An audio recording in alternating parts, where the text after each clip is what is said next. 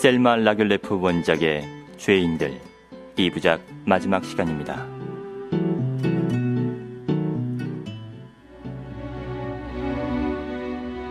지난 이야기, 살인을 저지르고 숲으로 도망친 레제는 아버지 대신 도둑 누명을 쓰고 숨어 사는 토드를 만나 함께 살게 된다.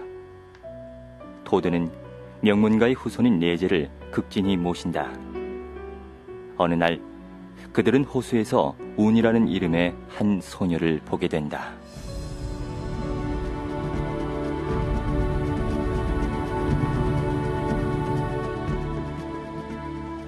나와 운은 사촌간으로. 운은 어머니가 일찍 돌아가셔서 결혼도 하지 않고 집안 살림을 도맡고 있었네. 나는 내 일을 하는 것보다 운과 함께 있는 걸 더 좋아했지.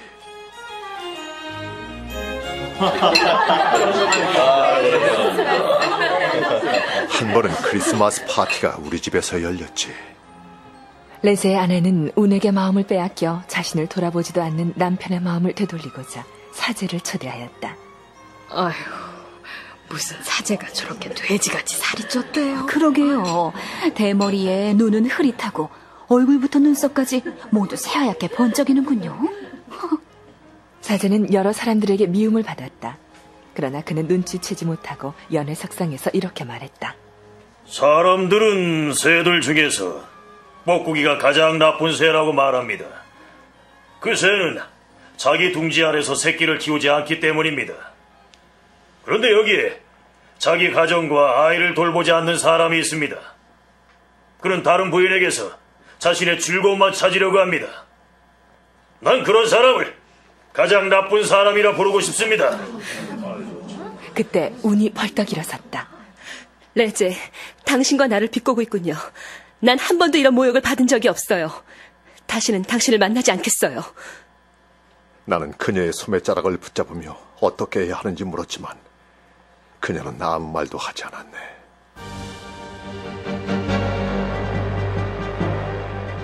레제는 성큼성큼 사제에게 다가갔다. 그리고 단번에 그를 죽여버리고 말았다.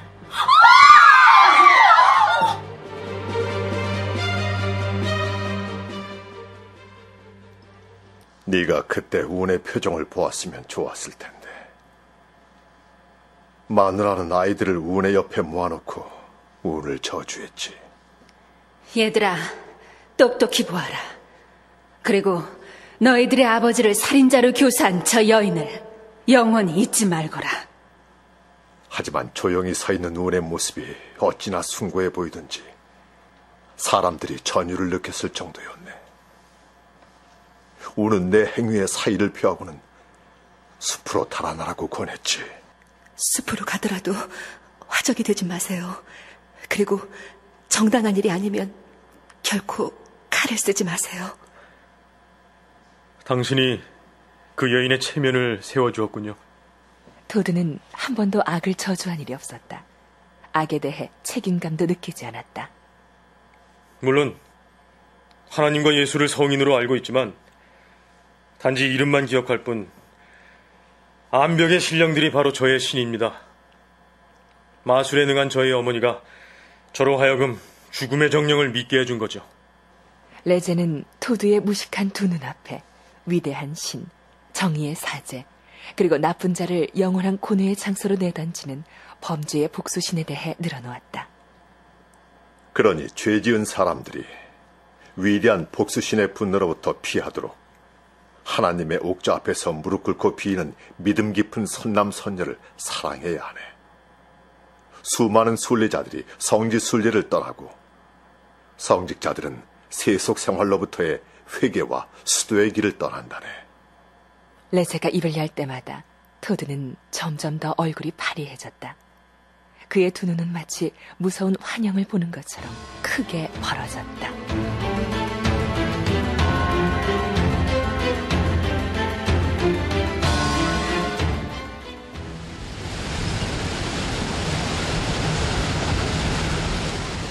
무서운 폭풍우와 함께 가을이 왔다. 토드는 함정과 덫을 살피기 위해 혼자 숲에 들어갔다.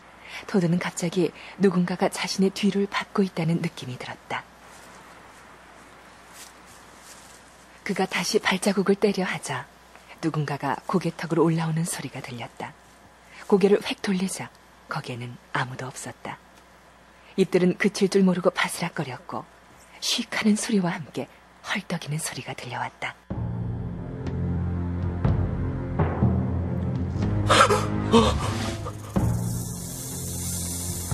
커다란 독사 한 마리가 기어나왔다. 날름거리는 혓바닥에서는 독이 뚝뚝 떨어졌고 선명한 몸뚱이가 유난히 빛나고 있었다. 독사는 늑대의 뒤꿈치를 물어뜯으며 발목을 친친 감고 있었다. 늑대가 뚜벅거리며 따라왔다.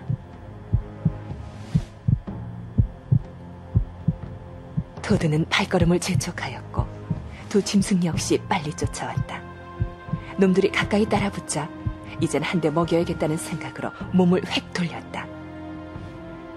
그러나 거기에는 아무도 없었다. 아니, 그는 처음부터 그것을 알고 있었다.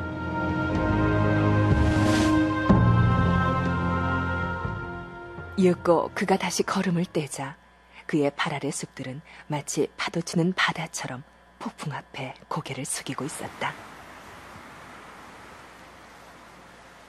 그는 숲이 내는 온갖 소리를 듣고 있었다. 소곤대는 소리, 위협하는 소리, 성내는 소리들이 한꺼번에 들려왔다.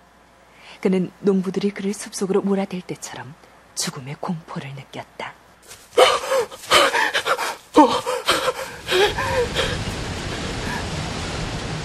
갑자기 그는 나무의 폭풍 속에서 누군가의 목소리를 들었다. 나는 너의 동료 때문에 널 쫓고 있었다. 살인자를 인도하거라. 목소리의 주인공은 위대한 정의의 신이었다. 신은 그에게 준엄하게 요구했다. 나는 그에게 하나님의 은총을 받도록 구원하고 싶었지만 수줍음 때문에 그렇게 하지 못했습니다. 수줍음이 나를 벙어리로 만들어버렸습니다. 이 땅은 정의의 신에 의해 지배되고 있다. 난 그를 너무나 사랑하였기에 말을 못했습니다. 제발 그에게 말을 하도록 하는 것만 부탁하지 마십시오. 갑자기 조용해졌다. 동시에 햇볕이 화살처럼 내리쬐고 노를 철벅이며 그들 앞에 나타났던 운의 모습이 떠올랐다.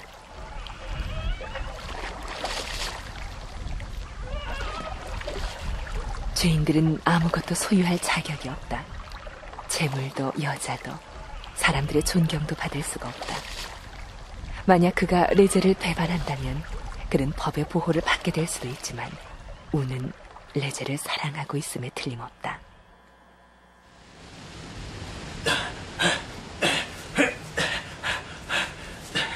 그는 또다시 발자국 소리와 헐떡이는 소리를 들었다. 새하얀 사제가 뒤를 밟고 있는 것이 분명했다. 그는 파티가 열리는 레제의 집에서 도끼로 얻어맞아 부서진 앞니마에 전신을 피로 흠뻑 적신 채 쫓아오고 있었다. 그를 고발하라. 그를 배반하라. 그의 영혼을 구제하라. 토드는 달려가기 시작했다. 그는 그 모든 것으로부터 도피하고 싶었다. 다시금 우레 같은 신의 목소리가 들려왔다. 살인자를 단념하라. 무장하지 않은 사람을 살해하다니, 더욱이 사제가 번쩍이는 도끼에 맞아 숨지다니. 그건 신에 대한 반항이다. 그런데도 그 살인자가 감히 살아가다니. 그는 갑자기 발을 멈추었다. 주먹을 부르르 쥐었다. 그리고 미친 사람처럼 줄다름쳐 내려갔다.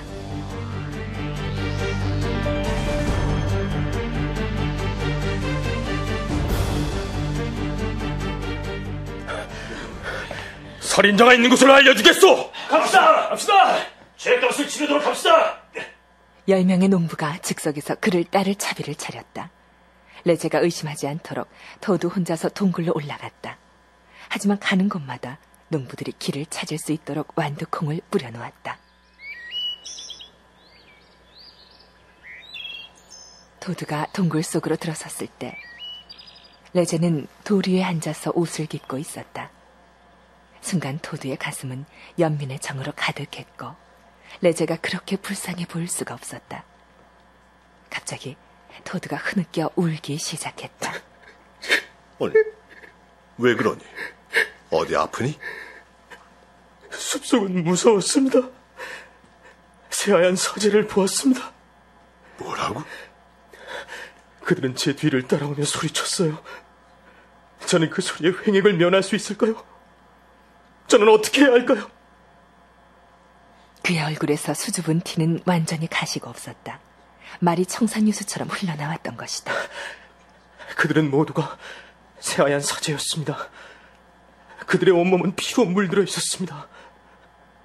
도끼에 얻어맞아 부서진 상처가 확연히 드러나 있었습니다. 왜 제가 그것을 보아야 하는 거죠?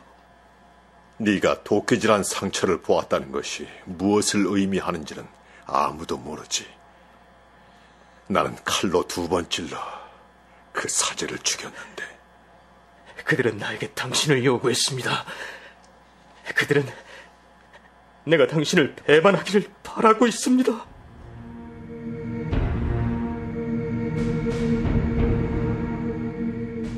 운을 보여줬습니다. 바다를 보여줬습니다. 절 괴롭히지 말라고 했습니다.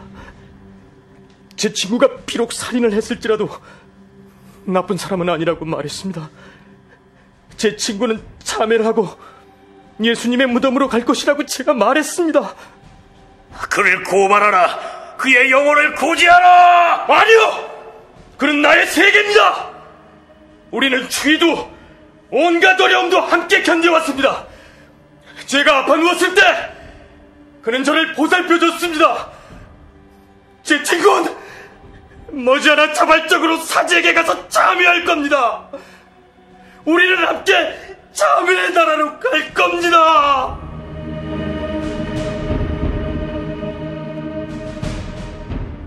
레제는 토드의 얼굴을 뚫어지게 살피면서 진지한 자세로 귀를 기울였다.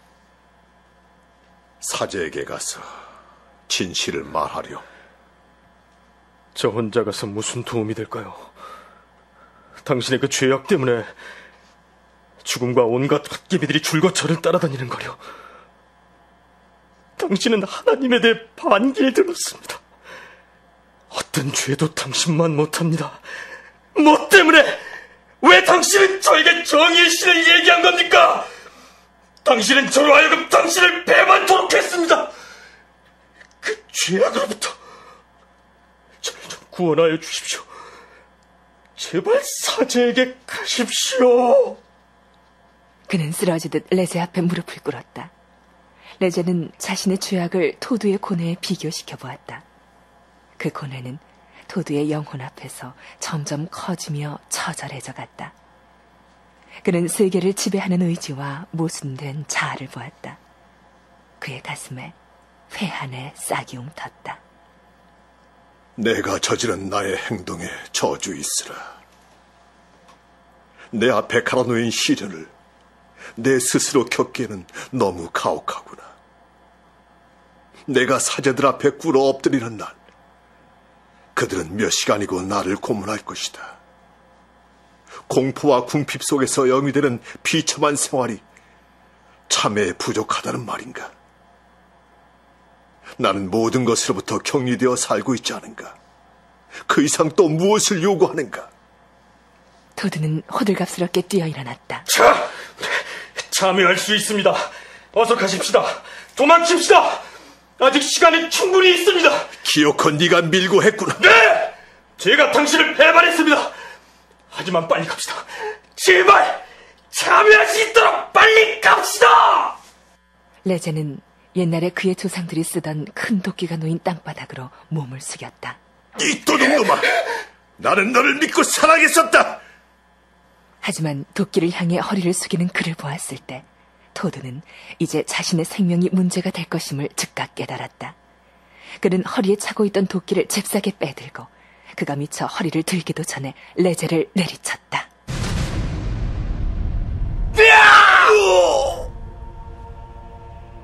몸뚱이가 뒤로 나가떨어지며 뒹굴었고 피가 사방을 적셨다.